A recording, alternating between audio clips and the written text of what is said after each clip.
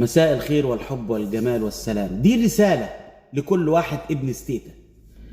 ابن ستيتا يعني نخاع كذاب، زي ما قالوا كده في الفيلم، قال له هينخع ابن ستيتا، واحنا شغالين ابن ستيتا عمال 24 ساعة ينخع واحنا مصدقين او عاملين نفسنا مصدقين.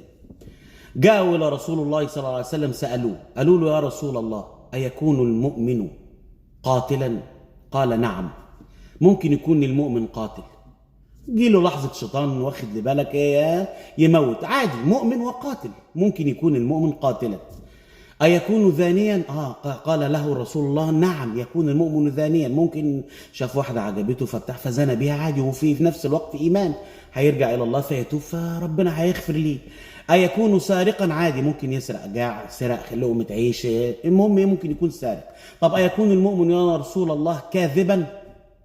قال الرسول صلى الله عليه وسلم: لا. إذن هنا الرسول قطع هذا الشك باليقين قطعا حتميا، الرسول معلمنا وقدوتنا قطع هذا الشك قطعا حتميا. أيكون المؤمن كاذبا؟ قال: لا، الكذب ليس من صفات المؤمن. ابن ستيتا اللي عمال 24 ساعة ينخع علينا، وانا هنا لا اقصد لا اشخصن الامور يا احبائي علشان ما حدش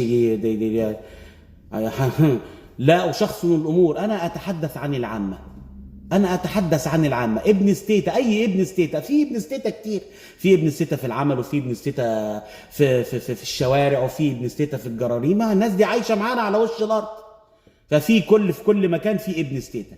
ابن ستيتا ما تخلوش ابن ستيتا ينخع عليكم بدافع من ان انتوا بتسمعوه فبتطنشوه فعشان تضحكوا. لا، اي ابن ستيتا بينخع عليكم لازم تدوله على راسه وتدوله على دماغه، لازم تفوقوه من الغيبوبه اللي هو فيها. ابن ستيتا عمال ينخع علينا وعمال يودي فينا ويجيب فينا، واحنا مش عارفين نرسى على حل ولا نرسى على بر ولا نرسى على شجه. ابن ستيتا فتحنا فتح واحنا مش عارفين نتكلم، محدش فينا عارف يتكلم ولا حدش عارف يقول له: يا ابن ستيتا انت بتنخع. يا ابن ستيتا رسول الله صلى الله عليه وسلم قال: المؤمن ممكن يكون سارق وذاني وقاتل، لكن ما ينفعش يكون كذاب.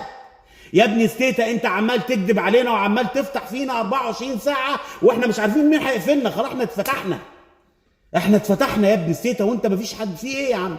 في ايه؟ لازم حد يفوقه، لازم حد يقول له انت بتعمل غلط. انا لا اشخصن المواضيع والله يا احبائي، ولكن يعني ممكن يكون مديرك ابن ستيتا، ممكن يكون موظف زميلك ابن ستيتا، ممكن يكون في واحد جارك ابن ستيتا، ممكن يكون الرأي، يعني في ناس كتيرة ممكن تكون ابن ستيتا في حياتك.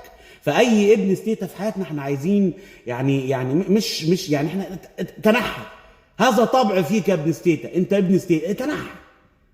لكن هتفضل انت ابن ستيتا واحنا نسمع لك ونعاملك على انك ابن ستيتا؟ مش هنخلص، مش هنرسى، مش هنهدى، مش هنوصل لبر الأمان.